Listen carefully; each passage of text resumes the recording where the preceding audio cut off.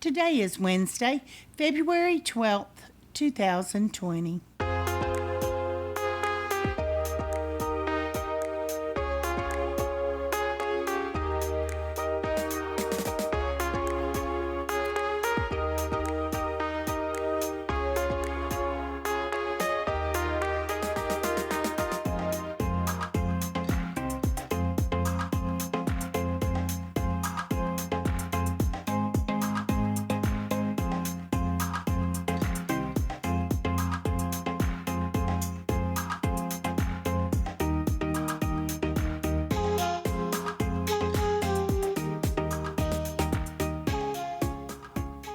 Welcome to the Survivor Fans Podcast. I'm Joanne. And I'm Stacy. And this is our recap of Survivor Winners at War, Week 1. This episode's titled Greatest of the Greats, and that was spoken by Ben. He gave us our first title. All right, what an auspicious beginning. Greatest of the Greats. We kick off the episode with some previous season flashbacks, and then we get the men coming in. How many times have we watched this part? I don't know. This point? Several. Because it was in the commercials and the clips and the little extras that they released. So, yeah, you were like nonplussed by the whole thing by the time it was finally airing in the episode. Oh, that's kind of boring. I'm like, yeah, baby, you've seen it 10 times. All this. Yep, we knew who was going to fall. Okay, this one, now that one. Yep, the men come in first on the boats, and Tony's giving us oh man, these competitors are incredible. And let's see, who fell for the men? I think it was Adam. It was just Adam, yeah. Yeah, and then the ladies come in, and you get Denise, and then Danni, and then Amber. Yeah, they all seemed to it seemed like they got pushed or hit by the boat, and it knocked them down. And yeah, whatever. Tyson gave them a good crack there for met the ocean or hit the ocean yet. Parvati tells us that she's had to put her diabolical side on hold because she was starting a family over these last couple of years, but now she's ready to burn your house down. Let that phoenix rise from the ashes and go right back after it. Ethan tells us that after the cancer, he was just dreaming and praying that he'd have an opportunity to play again. That's pretty amazing. Yeah, now it's here again. He's going to have some more to say about that. It was pretty interesting, too. What did you think of those boxes exploding in the intro? Did you see all the wooden boxes, like with cannonballs blowing through them or something? They're just blowing up. You didn't see any of that. You're busy taking notes. Huh? Okay. Well, I liked it. I don't know what you're talking about. Amber. Obviously, I missed something. Yeah. Amber tells us she was a kid herself the first time she played, and now she's ready to get back out here and beat her husband again. I question that sentiment. She seemed to waffle a little bit on that. Yeah, well, you and I would say that to each other, but, I would still be your biggest cheerleader. Likewise. And then we get our first taste of how mad Sandra is at Rob. Talking about how shocked that he's out there and that Amber's out there too, but especially him because he spent 36 days telling her he wasn't going to play again. Well, I really didn't think she was that upset when I first saw that. And she was saying that. I thought, oh, that's probably just a cover. They don't want people to know they're playing together. But she wasn't saying it in front of them. I went back and watched it. She said it in confessional. Right. And then you and I watched the clips that they had with Dalton Ross in the panel. Yeah, the special panel from Monday. Yeah, from Monday. She's talking about how she's still currently mad. She's still a little hurt and upset and angry about that. Yeah. And I thought, oh, she's really serious. So, I thought, okay, that gives me a little different take on this. Different lens to look at it all. With her and Amber being on Yep, 20 years, 20 winners. Wendell says there's some legends here, and then he corrects himself, says a lot of legends, and then he says 19 legends. So he was just dialing it in, wasn't he? So I better cover myself here. I thought you were laughing at me when I said, really, that's it? Our long shot of Probst, he's just standing on the little island there? Mm-hmm, the little sandbar. Before we got all these things of 39 seasons of, him coming in on helicopters and jet skis and all kinds of things, and he's just standing out there on the little bit of sand. Yeah. So I don't know. It struck me as funny, but you laughed at me. I was laughing because you've seen it so many times, and I think Well, I know that. seeing it here in the premiere again, it just It's takes just a little like, wind out of the sail. Oh yeah, I forgot he was just standing there. Because it's a neat shot, and then he builds on from there. It is from the the far away shot, but it's not like him on the edge of a cliff, tiny little bit of rock or some of the things hanging off the side of a helicopter. Right. It certainly doesn't give me that kind of. Yeah. Yule's talking about the changes that have happened in the game since he last played, and Amber responds to Probst and talks about the 20 years and when he added on all the things, with the 4 kids and all that, and all the things that have happened in the world, or all the things we didn't have when she played, right? She said she was just happy to be there and have a vacation, which we laughed. Check that mom on vacation box right there. She owned it herself. I don't have to fix dinner. I don't have to go grocery shopping. I'm out here on the beach drinking champagne. Yep. And so Probst, because it's a momentous occasion, offers up a toast, and he's got champagne glasses there for him, and pops it, and they all get to have a sip. And that's when we get the cutaway confessional from Ben, where he's talking about the greatest of the greats and the title there. And everyone's coming with guns a-blazing. Probst tells them, no matter what you're thinking, you belong. So you earned your place here. So he's trying to pump them up to make sure they give their best performance, which is smart. And then he does what accent was that he was doing when he offered the toast? I don't know. It was like a bad English accent. Everybody should have a drink before they go to war. A drink before war is always a good idea. He's just pushing the, the title. His storytelling. Winners at war. Yeah. Yeah, it's just And then he surprises them a little bit and says, "Ha, you thought it was men versus women? Yoink." It's not. Yeah. So find your name here and take it, and then they realize they're on the teams that have been pre-selected. Hugs for everybody. The Blue Tribe, Sele, is Adam, Ben, Danni, Denise, Ethan, Jeremy, Michele, Natalie, Parvati, and Rob. How about the Red Tribe? So that's Dakal, although it sounded like Tukal when he said it. And that's Amber, Kim, Nick, Sandra, Sarah, Sophie, Tony, Tyson, Wendell, and Yule. All great people. Tony says, "Yep, it's my 3rd time playing, and this one's red hot."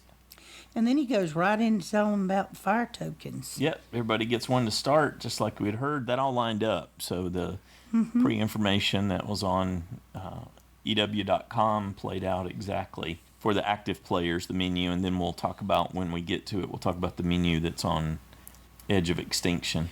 Yeah, and they gave them that right up front. You'll be going over there. Yeah, three important points right out of the gate. They're fire tokens. You can use them to get stuff in the game. Yep, there's Edge of Extinction. That's where you go when you're voted out. And bam, it's a $2 million prize, which changed everything. And that they'll have to will their tokens to somebody when they are eliminated. Yep. And on to our first challenge, which threw us... there's a first challenge. Threw us the first curve. Because we were thinking that it was going to be reward the way Heroes versus Villains started, but no, it's reward and immunity. So just to make things more difficult. Out just a little bit. It was like, okay, and you retrieve the ring, and blah, blah, blah, blah, blah. And the prize is fire and rice, or you don't get rice if you in fire. It's more to the point. Yeah, so the winner gets a flint, so you can have the flint to make your fire on day 1, and as an added punishment, I guess, the losers don't get any rice until after the first tribal, after they go to tribal council. And it's for immunity too. And that's when we were like, oh man. Really hoping it was going to line up like Heroes versus Villains. But no, So we're going to end up with 2 immunities in this one, which will make for some interesting scoring details, but we'll cover that in the end. Okay, our first matchup where they have to go out and grab the ring, and then while holding the ring, they have to touch the flag representing their tribe's color, the pole that's got that color on it. The first matchup is Tyson and Yule versus Jeremy and Ethan. What'd you think about that one? I guess I thought that was pretty evenly matched and could have gone either way. I would have thought Jeremy could have pulled it on over, but he didn't.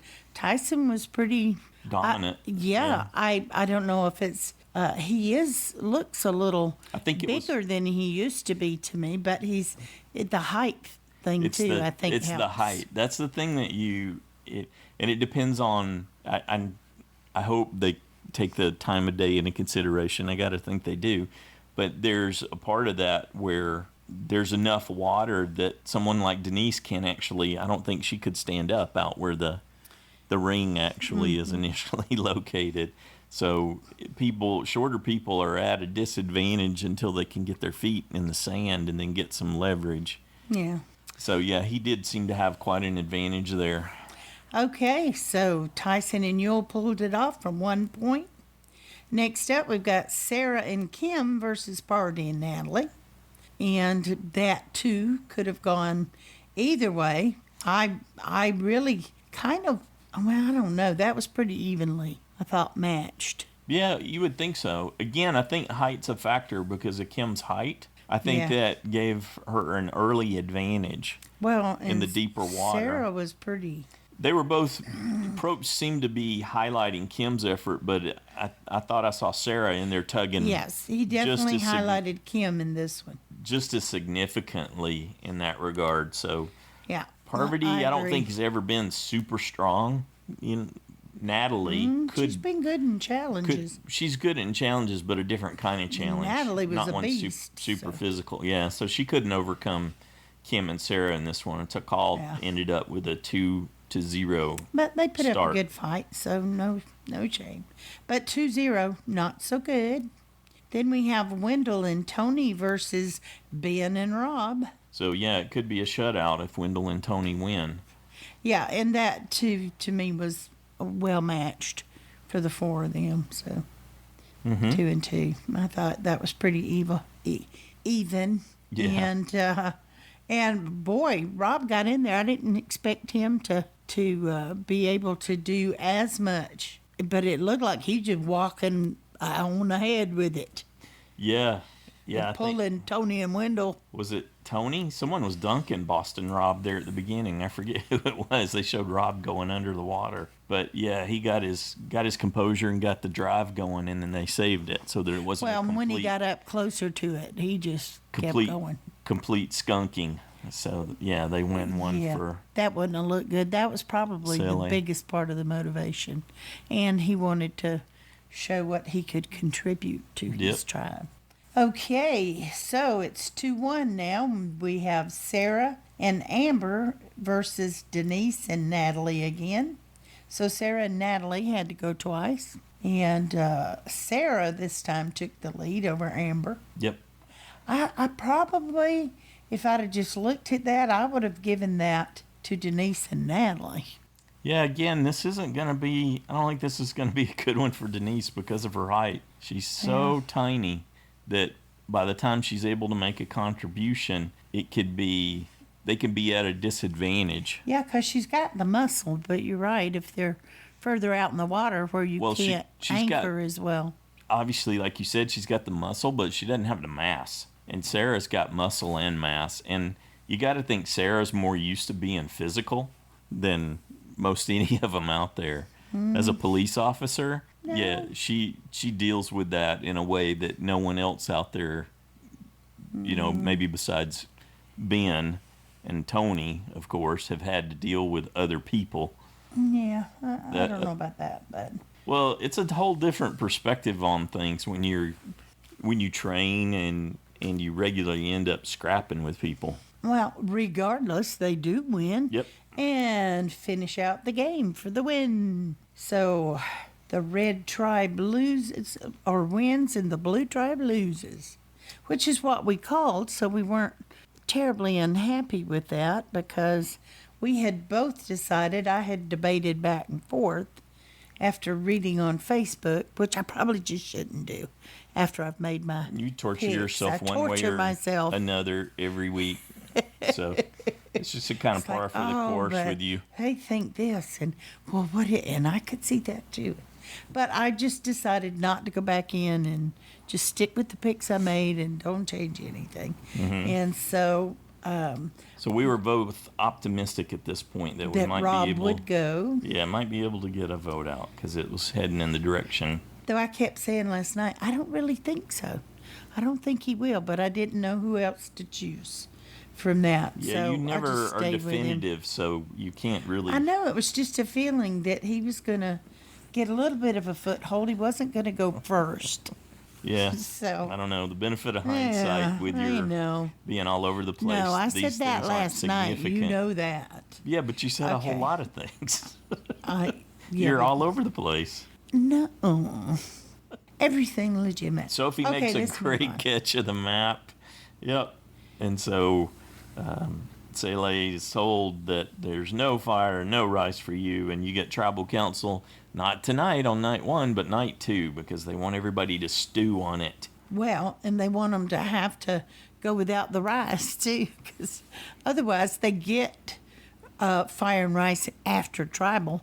So if they Which will go be the right next to night. tribal, it would, that wouldn't seem like Much of a punishment. anything. No, Yeah. Yeah. So I thought that might be one reason. Adam too. tells us in his quick confessional that this is his worst fear, to lose that immunity on day 1 and then be faced with the proposition of being voted out. Okay, we head to the camps there for the tribes. We start with Dakal there on day 1, and Yule tells us this is all very overwhelming. Well, it's been a long time for him. And they get the list of items to be purchased with tokens. Yeah, that menu that we had read before. Do you want me to go over it quickly Yeah, again? you wrote that down. Go Yeah, over that. so that was something that was available earlier that I mentioned. What I wrote down was actually the menu from Edge of Extinction. That's the one we didn't have. So just to recap from the part 2 of On the Grill, the items that they have on the menu: coffee and pastries, 3 tokens; small bag of beans, 4 tokens; 2 pillows and blankets, 4 tokens; an advantage in the challenge costs you 4 tokens; a regular bag of rice cost 5 tokens; and a tarp cost 5 tokens. So they just kind of took it in. Nobody was willing to act on it. They all had tokens, but nobody Nor should seemed to act be right away. anxious or making a plan to act on that. And they're able to purchase those items at a challenge. So they couldn't act on it immediately, but nobody seemed to be lining things up. We get a quick confessional from, who was that? Nick. He was talking about how he thought tokens are going to be a huge part of the game and would be a significant factor for the winner this season. Him. And that's the kind of, he didn't say him, but Yeah, I think he did. That would be an advantage to him. well, what he said was that he's used to the twist, being a newer player, Yeah. and he thought that he could take advantage of it. Yeah, Okay, and Wendell, silly Wendell. Wendell didn't think he that was naive, wasn't it? Yeah, I'm going to be in the background. I'm not going to. And of course, Kim calls him out right away. Wendell, the furniture builder. Yeah, Yeah. of course we ask him. Wendell tells us as far as he's concerned, that's equivalent to being stuck in the corner at a party. He's Well- not able to get out and look around for aisles or make connections and talk to people. Nor should he be doing that right now. Look what happens with people when they wander off from camp immediately. That is never a good idea. So Kim might have just saved Wendell from making a big mistake. So Sarah's talking to Amber and says, "Well, I didn't expect you to play again." Yep, surprised to see her because of the 4 kids. Yeah, I don't.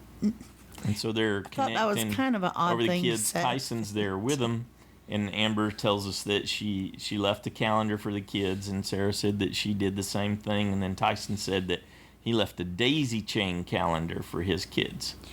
That was kind of sweet, but the parents all bonding. Yep, get to see that at each tribe. And then I think it was Sophie that walked by, totally, not joining in because Of course, she doesn't have kids, so. Yep, not yet. All right. Sandra's talking to Wendell, telling her, "Don't call me queen. You'll put a target on my back." Then he says it in Spanish, I think.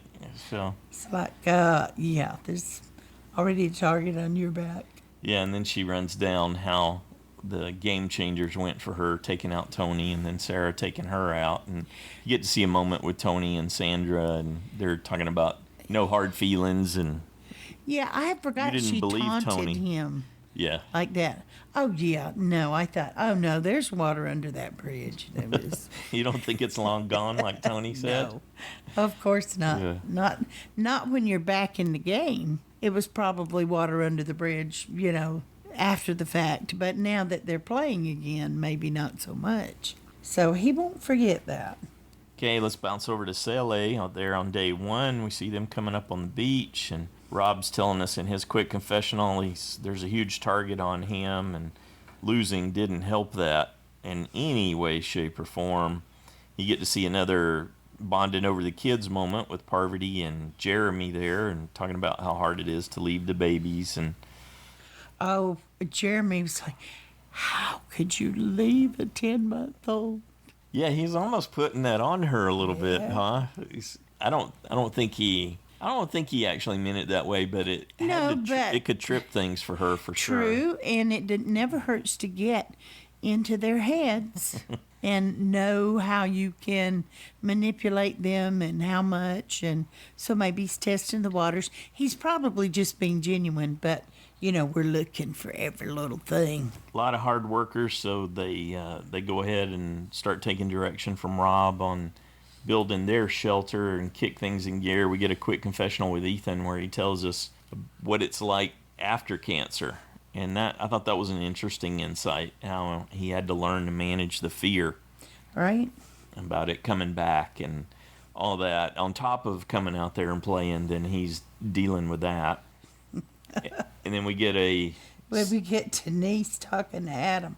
I thought that was cute. She's already freaking out. "I'm wearing blue, and we're already going to have to go to a tribal." So she's keeping her streak alive. She's going to the tribal. She's like, "Oh, no." She will not have missed one at this point. I did this because she went to every single one in her season. Yeah. So, but it's still cute to watch. Somehow they having a little trouble with the map there, end up taking too long. And all the while, Adam's making his pitch to Denise. He's like, "I really want to be your Malcolm." Well, I don't see that, Adam, but I guess that's a way to open a conversation about an alliance.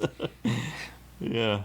Well, they seem to hit it off, and that's fine, but Jeremy wasn't having it. Yeah. He busted him right away. Hey, who's missing? Somebody's missing. Adam's not here, and Denise is not here. That's a rookie move. Jeremy tells us if you rock the boat, you may end up falling out. Yep.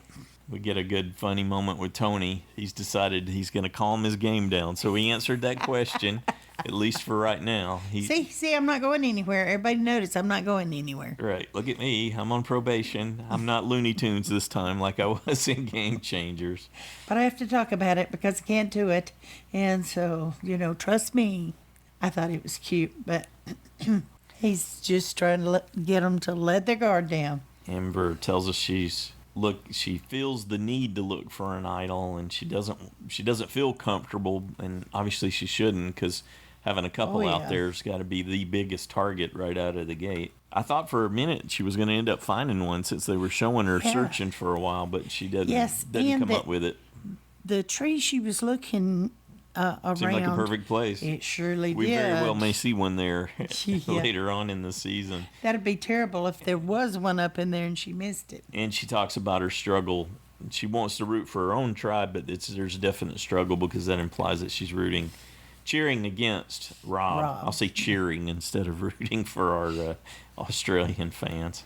All right, and Sophie connects with Yule. That was a little bit of a surprise for me. They're both intellectuals, so I guess I can see that. Yeah. And Yule's very concerned about this Rob, Tyson, and Kim and Jeremy, that they all played poker together. So I love that attention to detail that he had. He picked up on that, quoted him Tyson word for word. Yeah, so this is a group that we got to be concerned about. Yep. Sophie was funny with her response too when Yule said he wanted to align with her. What? She was basically telling him, you need to put more emphasis into it, make it more important, Made me more believe it. No, significant. this is- She wanted So that to be a maybe- bigger moment. well, and he just kept walking. So. Yeah. Well, because he had an objective. He was moving on to his next point. She's like, I want to savor this moment. Well, they do have a good point, picking other people who don't have the connections that they perceive some of the others to have. And though I don't know exactly why I guess they threw Amber in with, I don't know why. That's the husband and wife kind of conundrum, is that they're always going to be linked. So even though Rob's not there, Amber is by proxy. Amber didn't play poker, Right. but she got lumped in with Tyson and Kim anyway. Sophie reframed the discussion a little bit. Instead of the poker alliance that Yule was describing, she reframed it as the cool and the pretty kids.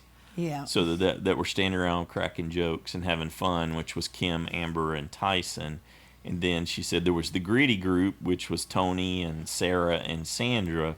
And then you had in the middle Yule and Wendell, Nick, and herself. So it's 2 3s and a 4. And Yeah, she's but wondering. if those 2 3s bond together, Yeah, that's the 6 you need to worry about for sure. Yeah. so let's keep working on those numbers. Okay, back over to Sele. Sele. Ben's found an octopus and he's talking about a crab too, and he brings the octopus he brought up out of the water, and Michele went scurrying away. She was like afraid of it. Yep, she probably wasn't wanting to eat any of that, but Not hungry yet on day 1. Yeah. Rob and Parvati formed the prom alliance. okay.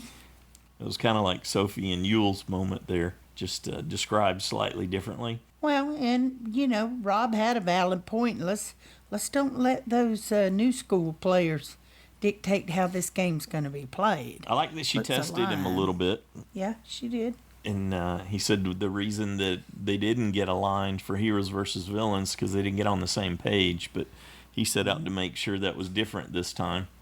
And deliberately, and he did talk about it ahead of time too, that he wanted to play with Parvati because he thought the two of them would be unbeatable.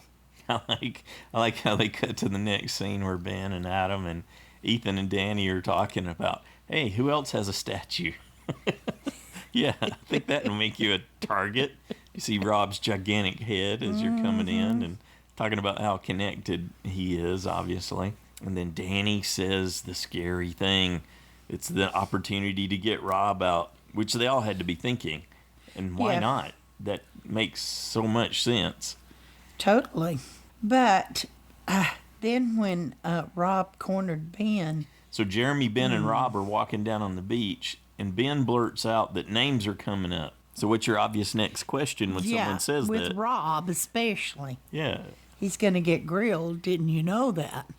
I was so disappointed in Ben in this first episode. He seemed I thought it was kind of cute, but completely inept. well, I think he's in awe of the. I think Obviously, I think he says he's starstruck. he says that explicitly. That I know, at but one especially with Rob, and I would think the intensity. Rob was kind of really coming at him, and he saw it was getting to him, and he pushed that much harder. I'm going to call him Ben the Blabbermouth for now, because he ratted out Danni in a heartbeat there. He Well, he held off a little bit. barely. But And it was really before because he threw her was under bus. desperately trying to think of something to say, which Rob picked up on too. So he Well, then felt I can't doubly trust caught. you if you won't. Instead of owning it, yeah, he goes with starstruck as his explanation. Well, I like it that Rob then went straight to Danni, asked her outright, Mm-hmm. and to Danny's credit, she said, "Yeah, I did." Yeah, you're one of the ones Yep. that we're targeting. Sure. Why would you think otherwise? Exactly. Yeah. And so Rob turns that around to make an alliance, bring them in, make them feel, and they kind of went, "Oh, okay." Ben needs to get rid of Rob because Rob's going to think that Ben's untrustworthy and he's just a little rat. That's the picture that Rob's painting of Ben. Well, they kept showing the snake and the crab. The crab would attack the snake, and then the snake would bite the crab, and That came just next, on day 2 there. Yeah, right after that. Yep. So And Adam tells us he did not sleep one wink all night, worrying. Michele and Danni tells us they're paranoid to the extreme too. Well, Michele seems a little bit frustrated with Danni, like, we got to pick a name. Pick one. Let's just pick a name and do Well, this. that's a byproduct of the game they were playing. Everybody's trying to get somebody else to say a name. Yeah. So they can say, so-and-so said it. But Danny's already been down this road. Yeah. So you can understand her hesitancy. I'm sure. I wouldn't be overly fond of offering someone's name up. And, and who's going to be the next rat, like Ben? Well, I'll just go along with whatever you say is fine with me. Ethan he thinks it's all happening at warp speed, and he doesn't know what's going on, he said. So I do think he's a little bit out of his element. Definitely. When he said he felt like throwing up, something's wrong. Yeah. We get a quick scene between Jeremy and Natalie. Natalie's talking about how close they are. They're not blood, but it's almost the same. Yeah, and Natalie wants to target Adam and Denise. So at this point, we get anxious. Now we're paranoid. Yeah. Because our USB Denise's name is coming up. and they're like, okay, which one? Adam, Denise. We're like, Adam, not Denise. You're right. It's like, oh, this could be a quick ride. And then Natalie's like, well, pick one. So everybody, that seems to be the general theme. Yep. Somebody pick one. And then Ben decides it would be best to go tell Adam and see if Adam maybe he'll know what to do. So Ben is definitely feeling out of his depth right now too. Yeah. Playing with these guys. So I'm hoping he'll get grounded and calm down about it. But right now he seemed a little not grounded this season so far. Yeah, he's struggling out here on the first couple of days. Well, and so Adam, I thought he handled it well. Well, he got angry, though, first. Yeah, yes, but then he turned it around and said, well, then we need to get Natalie or Jeremy. Yep. And, split the vote even. yeah, and then we got to get rid of Rob, split up him and Amber. We got to get rid of these people with connections. We don't have connections. Rob brought it back to Adam and Denise. I'm like, wait a second, I thought they were making some progress here. Let's get away from Denise. Talking about how them going off made them untrustworthy. Well, he did say Natalie and Jeremy do have connection.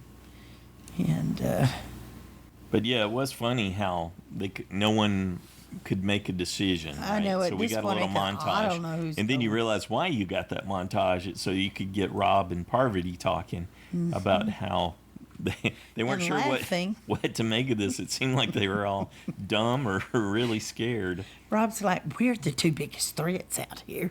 I feel safe. We're not worried, so something's wrong.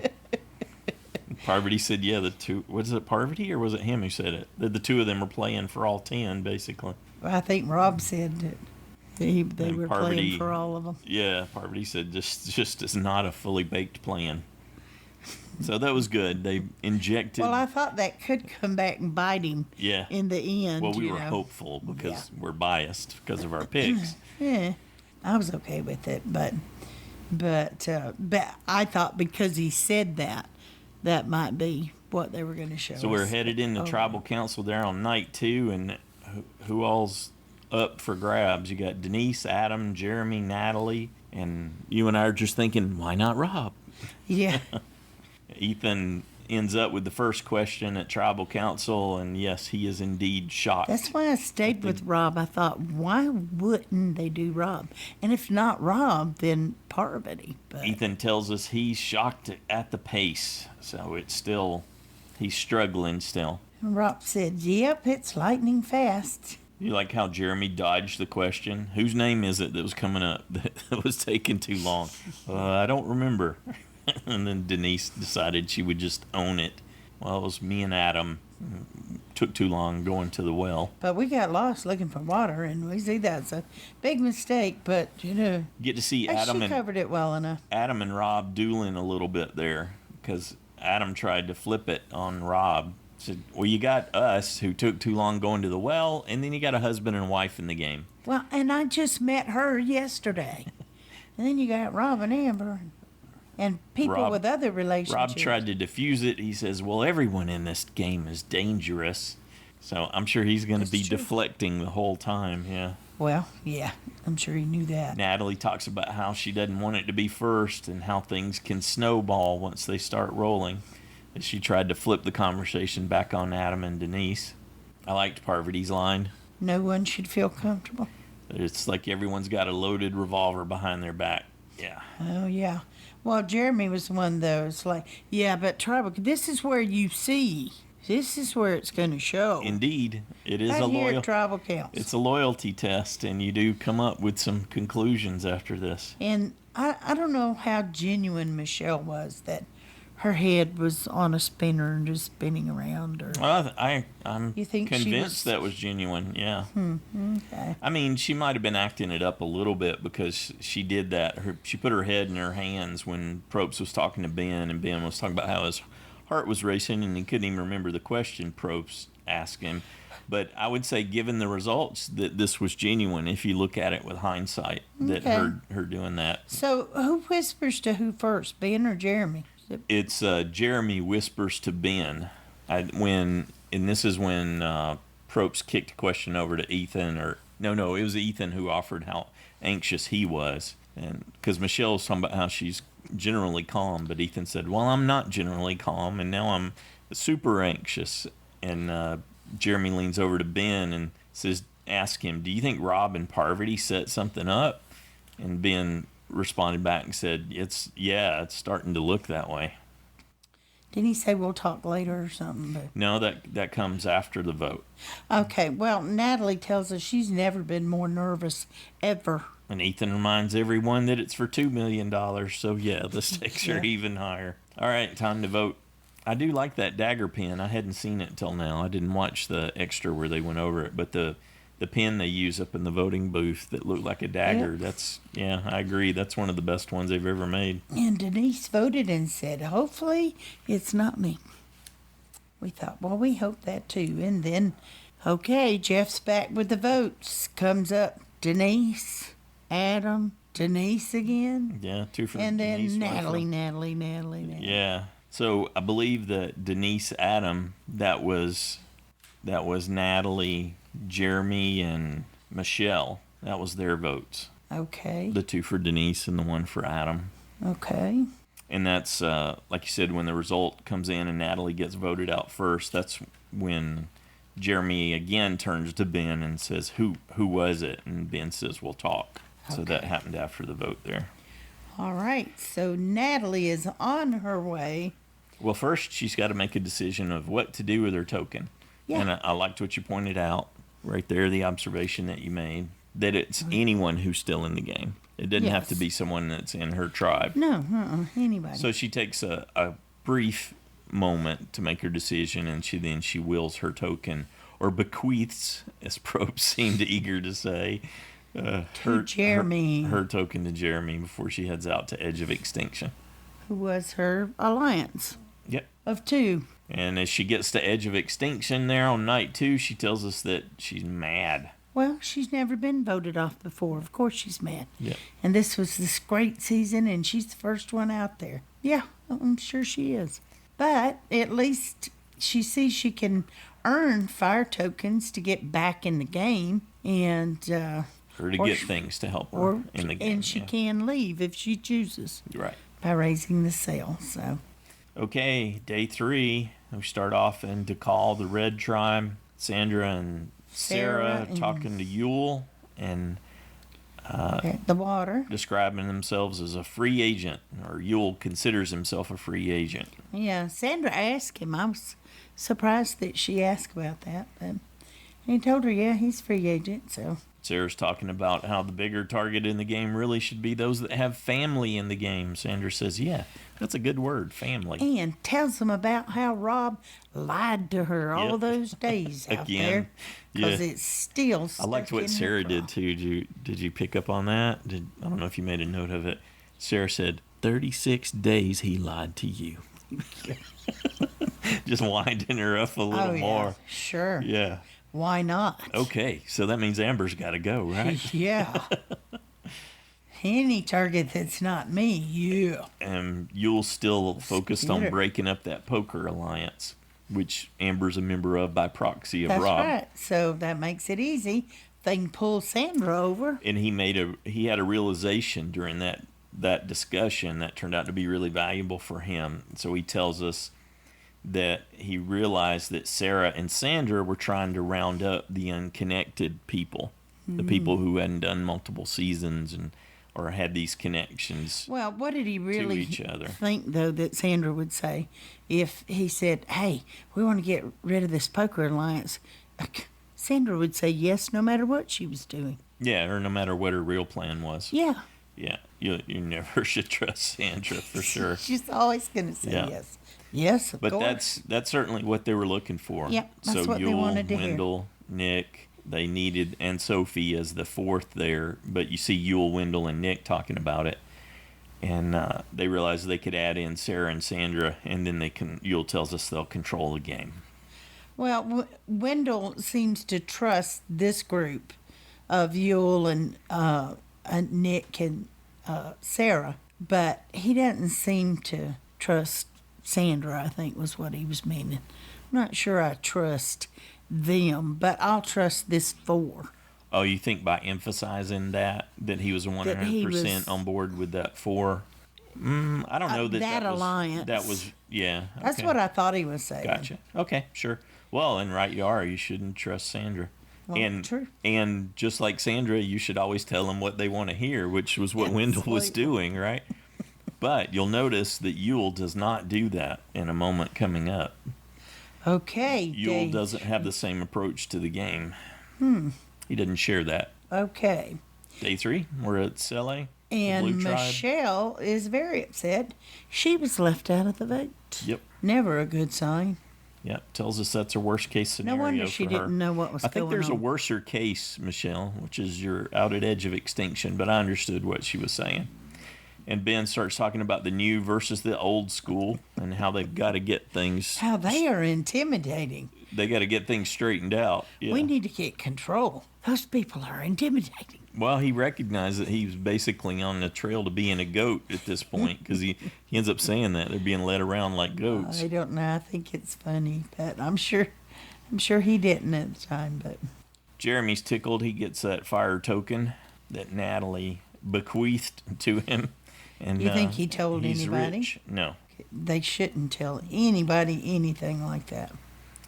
Edge of Extinction, Day 3. We're back out there with Natalie, and she gets the Edge of Extinction menu. This was one that we didn't have any details on, the specifics on, but now we do. So we learned that out on Edge of Extinction, one token can buy you an advantage in the return challenge that they'll play in to come back in the game, and they can actually collect a maximum of 3 advantages for the return challenge. Because you would think that would give you a huge leg up if you ended up with 3 of those. So it's possible that the ones that are out there longest might have a bigger advantage of getting back in. Possibly. That immediately comes to mind. That gives you potentially more earning opportunities. But early on when there's less people there. Yeah, I guess another flip side of it is some of that is how you manage it. Because you can set the price for what you're offering. It doesn't have to be 1 for 1. So Natalie could say, hey, with this thing, it'll only cost you 3 tokens, right? So someone could end up or say, hey, this is 6 tokens to get this. But if they offer it at 3 tokens and they only have 1, then they have to pool with someone else. Or they have to make an alliance. They have to convince other people to go in with them on it somehow. It has to be compelling enough to do that. But that's the market that gets created in this type of. This could get complicated. Yeah, exactly. So being out there longer isn't necessarily a huge advantage. Some of it comes down to how you manage it. What else? So you could actually end up with a full power immunity idol, but that'll cost you 3 fire tokens, and it's contingent on you winning your way back into the game. But is that one they could sell to somebody back in the game for more tokens? No. Okay. I don't think so. Do you think that's just an idol for them to help? What? To take with them into the game? Okay, so there's the way you get off Edge of Extinction is the return challenge. Yes. If you win the return challenge and you had purchased, been able to earn 3 fire tokens and earn this full power idol, so you could come back into the game with an idol. You wouldn't have had an opportunity to sell it to anyone. Okay. But it would give you a full shot at immunity. Okay. At your next tribal council. And then there was a range of comfort items. So you could get a pizza or a jar of peanut butter, a bottle of wine, a 6-pack of beer, or a hammock. And any of those items will cost you 1 fire token. Yeah. So you could end up being a very comfortable, advantaged person if you work the fire token economy correctly, or you maximize 4 your tokens return. is a lot. And yes, you could get hungry enough to do that, or uncomfortable enough in the sand with the sand fleas or whatever. So each of those items are only 1 fire token. Oh, I thought. Okay. For some reason, I could tell how you said said was that. 3. No, I could tell how you. I listed 4, 5 different items: Okay. So okay. a pizza, a jar of peanut butter, a Okay. bottle of wine, a 6-pack of beer, or a hammock. Any of those items I will can't cost you imagine 1 fire spending token. it on the drinks. Well, that's just because of where you come at that personally. For someone Yeah. else, that could be, Over a jar of peanut butter? or No. it's like this. Tell you what, I'll get a pizza if you get us a 6-pack, and a lot of people Well, will be okay, exactly that's thrilled fine. with that. That might be Likewise with different. some wine, maybe they favor Like we some need wine. to pick me up. I'll buy this, you buy that. Yeah, exactly. Okay, all right, I could see it under that context. Party at the edge. Yeah. Yeah. Okay. But just to drink the booze on an empty stomach. Mm-mm. Okay, where were we? Well, she gets to the clue, and it says you need to go to the last spot. You'll see the sunset. Oh, yeah. And so she does the big climb that we've seen, Reem and the others do multiple times there on Edge of Extinction. Tells us how much it's burning her quads up and how much of an impact it's having on her. But she does end up finding it, and there's an immunity idol that's good for 3 tribal councils that she can offer someone on the losing tribe. Losing tribe only. And she tells us that she's happy she's getting to play from the other side at least right now. So that's some consolation for her. Immunity challenge. So it goes to commercial right there, and we're stuck wondering, well, is that the tribe that just lost, or is it the tribe that's going to lose in the next challenge? I didn't think that. And then we come back, and yeah, like you just said, it's a community challenge there on day 3. All right, they got the little boats to paddle and... Actually, it's pretty big boats. Well, yeah. It holds 9 people apiece. So they got to paddle But out. it's not a ship. Okay, sure. So that's what I mean. It's not a by cruise little ship paddle or a boat. battleship. You're right. Okay. So they have to paddle out, and then they have to untie a bag that's got 3 sets of 3 numbers in it, and then they have to come back over some obstacles. Got to climb over some boxes, go over a net, and then go over a Log roll log roll, which ended up being or barrel roll, whatever they call it. more challenging than I expected. And then they come back and they use those 3 numbers to unlock a combination, which gives them 3 rings, and they have to do a ring toss. First one to land all 3 rings wins. And Red was way ahead the whole time. Just before that, they have to decide someone to sit out since they've got 1 extra, and Sandra sits out. And you hear, I forget who it was, but someone from the other side said, "Of course." Well, yeah, why wouldn't she? She didn't do any of that well. They all know it. Why would you even want me to? Somebody's got to sit out. Might as well be me. Mm-hmm. So. Were you surprised how it started, especially for Sele? No, not really. Because a lot of times they get tripped up with the boats. Yeah, they paddled right in. The Sele tribe pedaled right into an obstacle and tripped themselves up. I was kind of surprised Rob didn't see it coming, but in time to say something or stick the paddle up there and push them away. Probst tells us that Dakal's being really calm in their approach, and it pays off as they get up there, and Sarah hops off and unties and grabs Sarah the did numbers. well. That's true. And then Sele's not done mispaddling. They actually had trouble reaching the platform where the numbers are. And then Rob seems to have some difficulty untying them. But he finally got it. So the first obstacle, they got to climb over some crates and jump into the water to get some good action shots. Well, Rob made up the time that he might have lost untying by picking the women up and shoving them over the top of the barrel roll, maybe.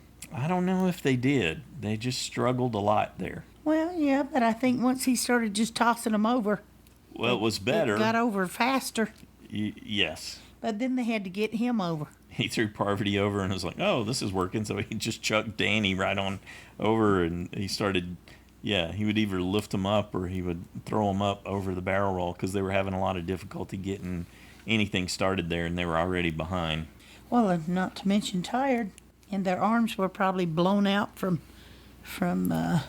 Ben and Ethan work out the last part of that barrel there, so they Ben puts Ethan on his shoulders, and they end up pulling Jeremy over the log roll, and then they pull Rob over. And at that point, Yule's already solved the combination and undone the rings, so they can start throwing. Yeah, Rob came over just about the time they got the rings and started tossing them. So Tyson and Wendell are tossing for the Dakal tribe. And Wendell lands one very quickly. Might have been his first one there. Well, and then Jeremy comes up, and he ties it right up. Yeah, Wendell starts struggling, so he's not having luck on the second one. And Adam gets that combination finally. And, yeah, Jeremy comes on strong, huh? Yeah, Jeremy was just bam, bam, bam. Thank you. And they win. Just like that. Wendell had an on-off one there for the second one, but he blew right on by him. Jeremy might have had a little more motivation, thinking, it's me. If we lose this thing, it's me. I'm the other part of that. I'm going to join Natalie. Power pair, yeah. Yep. That might have given him a little extra oomph right, so of they adrenaline. End up winning. Yep. And Red loses this time, which I've just realized at this point, I might need to worry about that. Because have a problem with your safe points? Of my safe picks were on the Red tribe. I didn't have all of mine there. I was going to be so bold. You were going to be so proud of me. Usually I shy away from the big targets. That's not true. In the beginning. You just like to. It is true. Talk about how every time. Every season I've always make a bold play shied away in the beginning. That is a true statement. Sure. And it is. No. Where I don't utilize, oh no, they're going to go. Oh no, they're going to. And then when they eventually go, I haven't gotten 1 point off of them. Or then I go to get a point and then lose it. Anyway, now I'm thinking, I have Amber safe. I have Kim safe. I have Sandra safe. And I have Tyson safe. And I was thinking, I'm going to lose a point, aren't I? Now, just mirroring Amber's previous response, Rob tells us that winning's great, but he's worried that there's a target on Amber.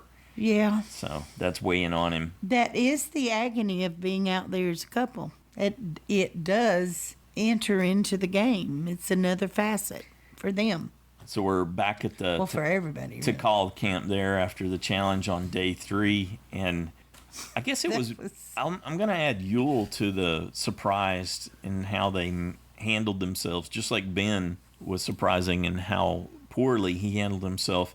Some of the stuff Yule does in this episode surprised me too. I didn't remember him being this awkward or. What do you do? What are you talking about? Well, right here, he's like, "Can we have a civilized talk about who we want to vote off?" That never does you any benefits. Well, it's like, no, that's not how it works. I thought it was Tony that was it's like, does anyone want to go keep Natalie company? He started it that way, but then Yule chimed in with the civilized talk line. It's like, come on, Yule, that isn't, look, we got to make a decision, and you're not helping things with civilized talk. It's like, anybody want to go? Of course not, or they wouldn't have come out here. So Amber's feeling lost with good reason. Yep. Nick and Sophie comment on how this feels different to them. The intensity is definitely ramped up for everyone. And then we see Tyson saying, "Hey, everyone ditched me. What's going on?" Yeah, hello. Yeah, you should be worried. Everyone ditched me. That's all you needed to know. Amber and Sophie are conspiring. They're thinking Sandra would be a good first vote. Sandra says their truth lies in rumors, and I'm spreading all of them. That's what she's good at. Yeah. She knows how to. And then she springs it on us. She shows us what she was bequeathed, or what she was offered. This isn't a bequeathing. Yep. She's. Gotta be careful of that word. She spent her one token. Yeah, she says for she's an immunity idol. happy to spend it. So yeah. She's like, oh heck yeah. So there we go. Natalie offered it to Sandra. What did you think about that? I thought that maybe, because we're not sure if Natalie was told which tribe lost, or if she got to choose one person from each tribe.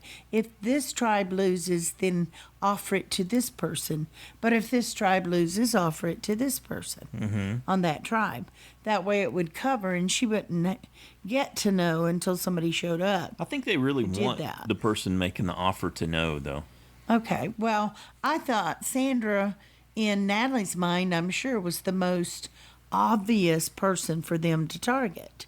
Right. Which, they kind of brought her up, but then it got carried away into, she kind of pointed the finger at Amber and Rob and got them into that. But anyway, I was not surprised that she offered it to Sandra at all. So I think it's a smart play, because we know Natalie, when these things happen to Natalie, just like Jeremy said he was going to get revenge for Natalie, and Natalie has she's already proven her ability to get revenge when Jeremy got voted out. So I think this was Natalie's way of helping keep the target on Amber. It's like, no, you're not going to get to take Sandra. Amber needs to be the one, right? That's her way to get back at Rob. Mm-hmm. So I liked it from that perspective.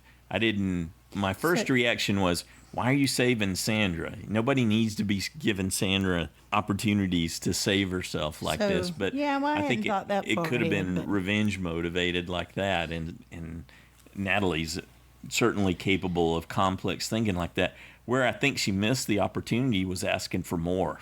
Yeah. She only asked for one token for this, and she could have asked for more. Are you sure about that? Yeah, it's a market. I remember hearing that. It's whatever you want to ask. Well, you say that, but where did you hear that from? Did you just make that up, or did they say it? Did they actually say it? Yeah, Probst talked about it in that EW article, that it's up to them to figure out how the deal gets done and what how the economy's going to work. Okay, but they may not realize that yet. Probst said the deal's done in secret. He says, I would send you the advantage, and it says this advantage has this power, and it costs this many tokens. Yeah, because Sandra didn't know that it came from Natalie. She thought it might, but she didn't know. You have until sundown to pay for it. If you don't, the deal goes away. That's what Probst says, and it's up to them to come up with how the economy works. But he's just tickled because this is the currency that they've introduced into the world of Survivor. And I would be thinking, okay, if this came from Natalie, that means she's got one already. I'd be keeping track of that too. Okay, so in any case, Sandra's now has an immunity idol that's good for the next 3 tribal councils, and she's about to face her first one. At some point, Tyson realizes that he needs to get into survival mode and, kind of break up the whole thing that everybody's thinking he and Kim and Amber are together, and at least hoping he can. It's like there is no poker alliance. And then, Kim's like, it's me, isn't it? It's me, Sandra, it's me. Sandra's like, I'm not saying nothing. So, she was already in tears, which surprised me that it affected her so much so quickly. Yeah, and that's when she had that awkward exchange with Yule. And he did that weird thing where she's talking to him, and instead of looking at her, he leans over like he's listening closer to her, but he's not making eye contact with her. It just seemed so awkward. I thought that Your body language is saying everything, Yule. What are you doing? Well, and her, just her, please trust me. She was desperate.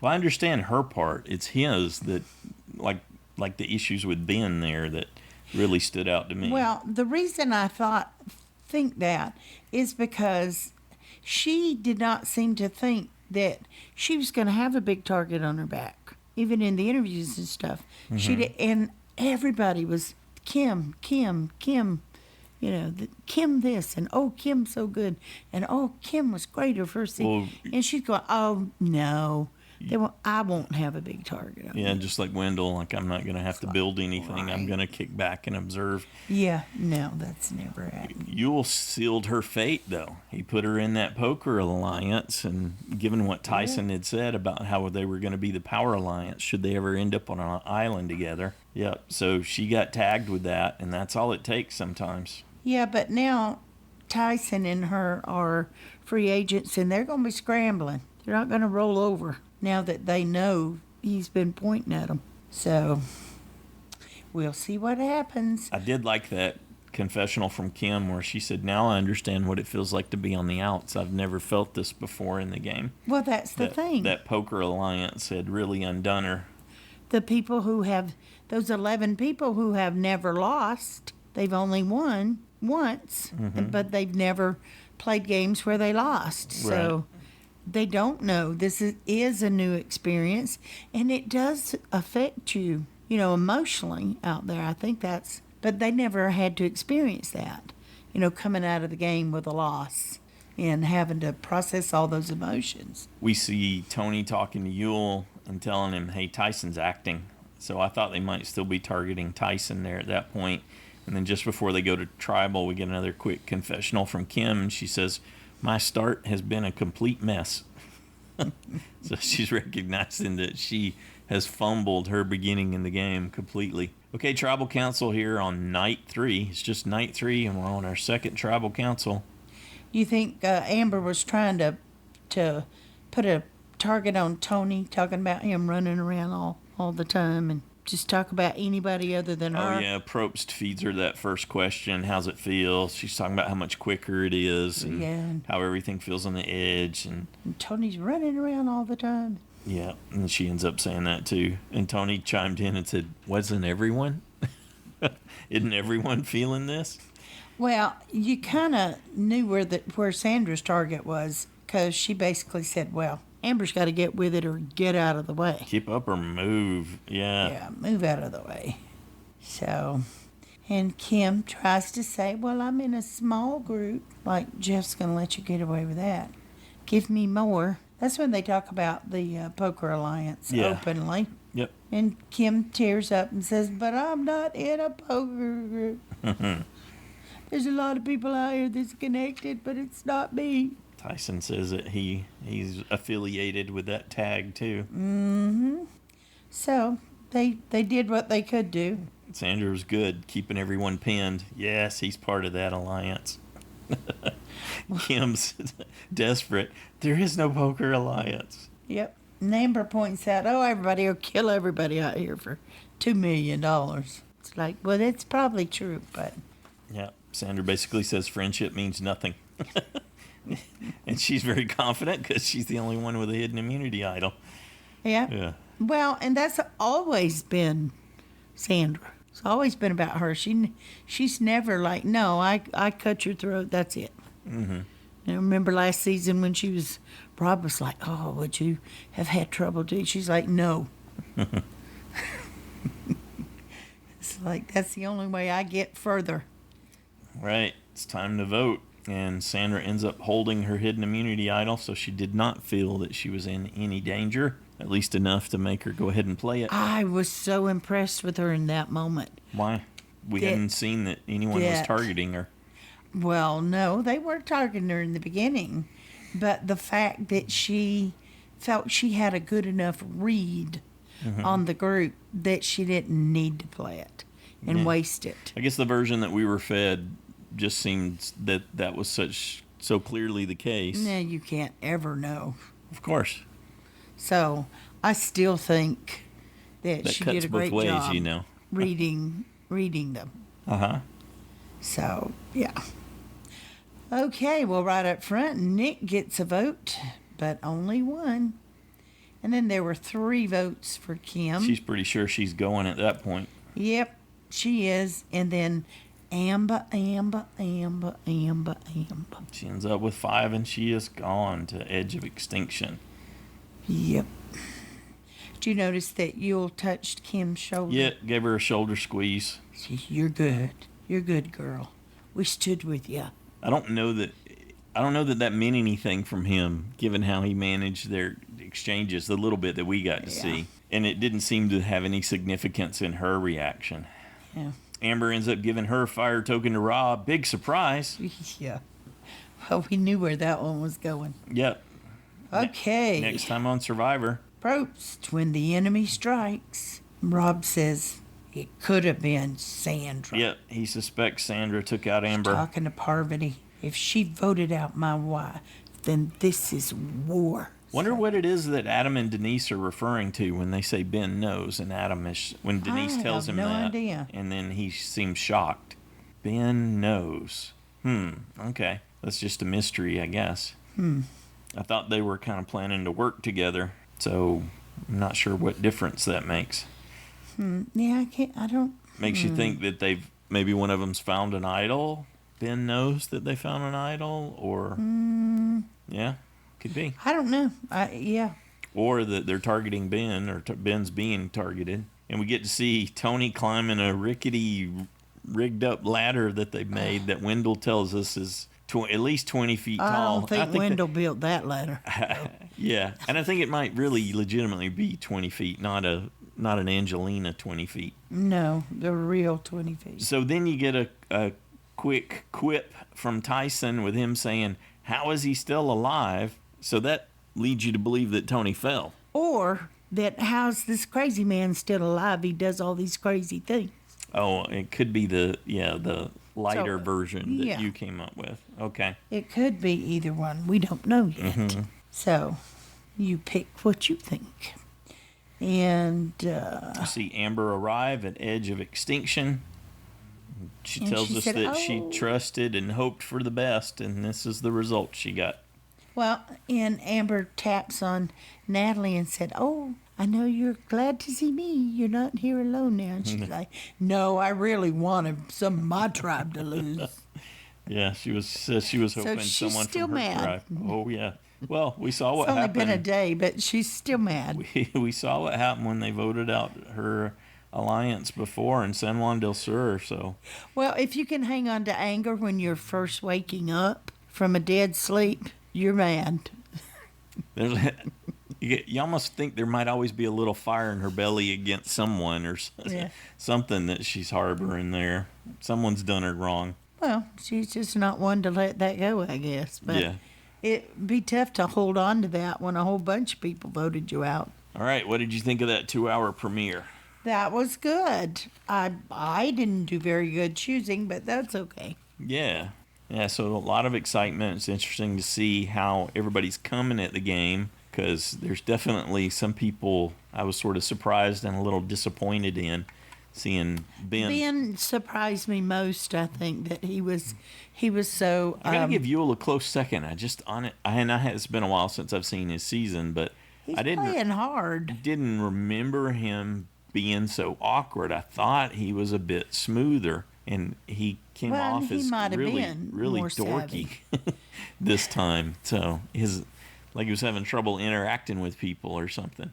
I love the observations and how he's analytical, and maybe that connection between him and Sophie and Nick and Wendell, could end up being powerful, because we were curious how he might make his way forward. So there's certainly some hope for him there. I wasn't giving Sophie a lot of credit, but she did good, so she might have more game. I didn't think she'd do so well in this group, but so far she's done okay. She accepted the opportunity that Yule offered, I guess. So yes. We didn't get to see anything really significant from her outside of that. Well, and she didn't seem to get flustered like some of them. Kim got rattled, and Tyson got a little rattled, and And to his credit, Tyson recovered quickly. He seemed to He did. rebound and try to get the target off of himself pretty quick. Unlike Kim didn't know how to handle that at all.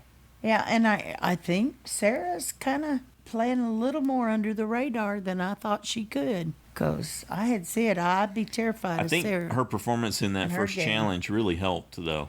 I think Yeah, that was yeah. significant. Yeah, When you and- see Beast Mode Sarah going, then you're like, oh, yeah, I think we need her in the physical challenges for now. Yeah, Yeah, we'll worry about the rest of it later. yeah. But so Amber got that one. What do you think of the fact that 2 women went off first? Does that hold any significance for you?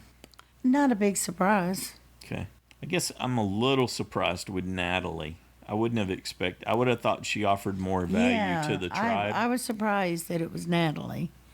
I Though- would have potentially understood more than going after Denise or Danni in terms Well, of that. Or I had thought even about Michele. this morning when they were having a conversation I read on Facebook. I think it was Jeremiah and Nina and Randy and I don't know who else, but they were talking about voting for Natalie to be off. And I thought, hey, that could be a possibility because she is very outspoken. She's like Sandra. She says what she thinks. And so, because I'd been saying last night, I just kind of think it's not going to be Rob, but I wouldn't know who else to choose on that tribe. And, but I kept hanging on to, I thought about changing it to Natalie. And I thought, no, I don't want to do that because I just can't imagine they won't want to target Rob. I don't think they will, but I would feel silly not putting Rob. So I just left it. Boo. Okay. Wrong That's her- choice. That's But- her story. Well, it is. It's how it went down, at least in my head. Adam and Denise, really disappointed seeing those rookie mistakes right out of the gate. It's Yeah, going to be that- hard to shake that- some of that. Well, I didn't care so much about Adam, but Denise, since We're invested our in her. USB. Yeah. yeah, I was like, oh, girl.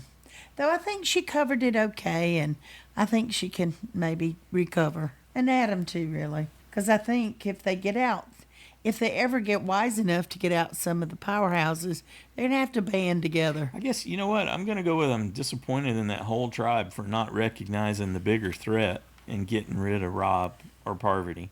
I Either know, one but- would have been fine. The fact that they couldn't bond together and make that happen, I mean, some of that's on Ben for goofing things up and ratting out Danni. Yeah. And I don't blame Danni for pivoting and how she seemed to manage herself way better than Ben did in that regard. Yeah, and joining But with Ethan how is- and Parvati And and Rob. and it isn't coming from the bias of the choice for, the first vote out choice in the Yeah. fantasy league. It's just like, who should you be most worried about? How did you guys let them get you turned around? Okay, but remember, the younger people are used to playing in the voting blocks. That's for one tribal. Rob and them are playing with the, loyalty, and we're going to have this alliance. But some of the younger players that are playing the newer Survivor are like, oh, okay, well, we're all voting for this voting block. Well, I don't know what I'll do next voting block, but Yeah, I don't know. I don't really recognize the not really an significance of what alliance. you're saying. The Dakal certainly got it right, and there's a connection, obviously, between Rob and Amber, and get Amber out. So, See, I thought they'd get Rob out. Who was it that said it? As soon as possible, add Rob and Amber to Edge of Extinction. Who said that? Was it Nick? I can't remember who I don't said remember. it. But that's true. That's that was exactly hours ago. what the plan should be. Yeah. So yeah, he needs to join her. You need to make sure that they both can't be in the game. Yeah, it makes me a little nervous for Jeremy because I realize I Rightfully really so. like Jeremy. Sure. But You remembered.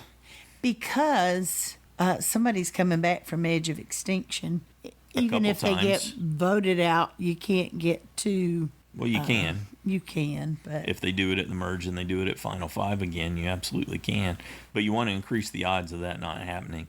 And so send in Rob and Tyson and Amber and whoever else you want to put in that group, the more you put there, the more you increase your chances, I guess. True. What did you think about the fire tokens? You have any conclusions after seeing a little more detail on them? About the same as before. I thought they could add an interesting element to the game, but it could almost be overwhelming too to have so much choice. Mm-hmm. Sure. But it goes back to save your allowance for something you might really want in future. Don't Okay. just blow it. Yeah. Yeah, we didn't see either tribe in a rush at that second challenge to spend their fire tokens. Nope. And they're not hungry enough yet to, Though Natalie did respond when she read pizza. She's like, pizza. Who's not going to respond to pizza? They seem to do an okay pizza out there. I would have gone peanut butter over pizza. Oh, no. Totally pizza or peanut butter.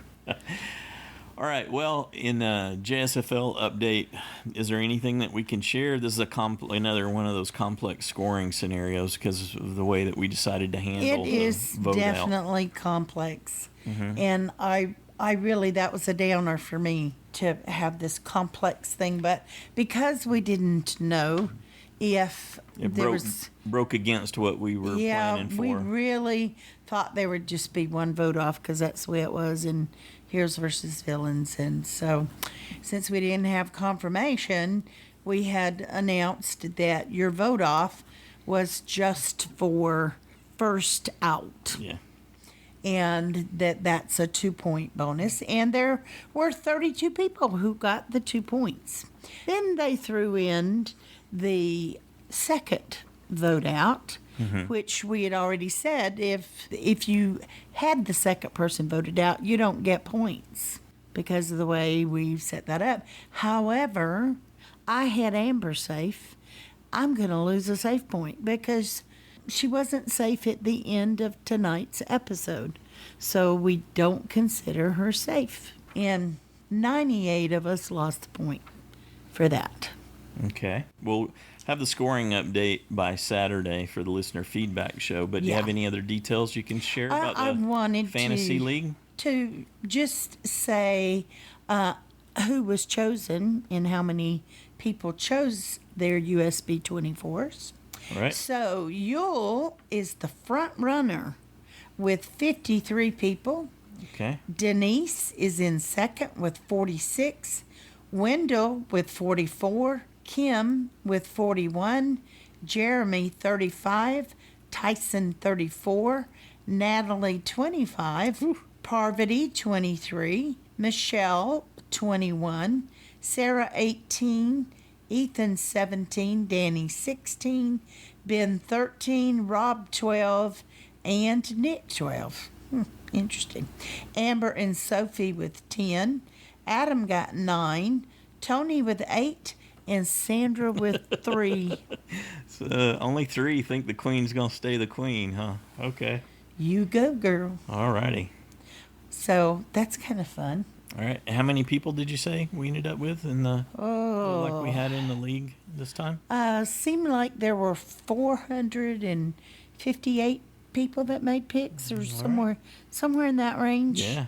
Big group. There's some people that are registered but didn't make picks, so we don't know yet if they're playing or they forgot their goofed it, picks. yeah. So if you don't select picks for 3 consecutive weeks, then you're eliminated. The computer will automatically, or the program will automatically eliminate you from the game, assuming you're not playing.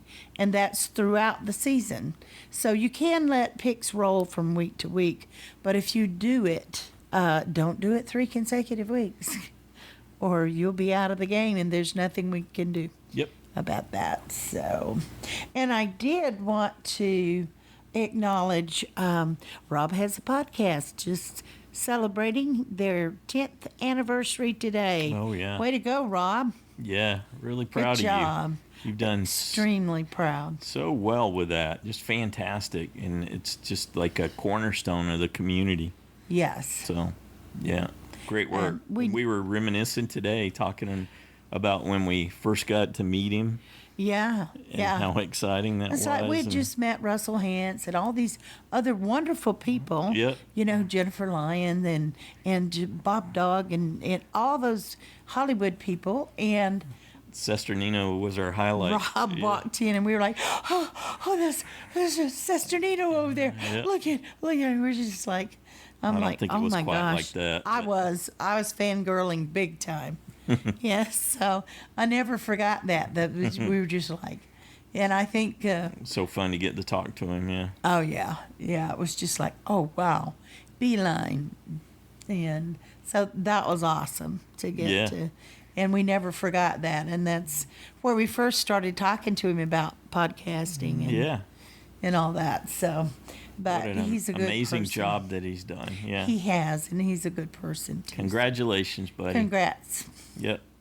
You're doing awesome. Well, we're looking forward to hearing what you thought about the first episode and any predictions you may have going forward. What did you think about the fire tokens? How do you think things are going to play out on the edge and the new economy that they've established? What does that bode for the game? Who did you think had a really great performance? Who stumbled? Who fumbled their way through the first one? Looking forward to hearing your feedback, which is due Saturday, noon Pacific. We got a voicemail line, quick and easy way to contribute to the show and share your viewpoint. The number is 206-350-1547 or toll free 844-643-8737. If you're not quite comfortable with your voice, you can email it to us and we'll read it into the show for you. The email is joanneandstacyshow@gmail.com. And you can always record your own audio. That's how you get the best possible result, where you get to control that quality. And hopefully you control the environment.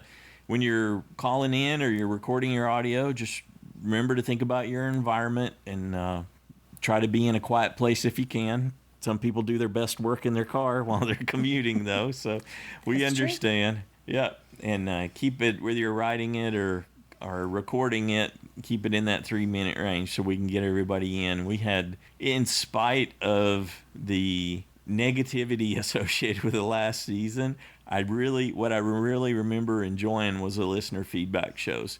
And we had some good, some of them were serious, but there were some important things and some great sharing that went on, and others we were just having a blast, and I'm looking forward to more of that this season. You guys kept us going. Yeah, great listener feedback last time. Looking forward to more of that with this season. And I'll say that I hope we have some really good participation. Historically, any season that Boston Robin has pulled bigger numbers than I've seen for others. So I'm looking forward to all that participation. I know that it wouldn't make sense if I were playing the game. I wouldn't want to see Robin, Parvati team up and but man, I can't wait to see what they can do. Yeah, and I think that's exciting. I'm looking forward to hearing what other folks are excited about and what they're looking forward to for this season. And in the side challenge, I'll list it on Saturday when we give all the stats, but that is now closed, and there's 15 of you in the side challenge. All right, good deal. I think that's probably a new high, too. No, We've had that many before. you had 16 at least last year, or 17. Oh, okay, my bad. In any case, we're looking forward to hearing from you. Have a good one.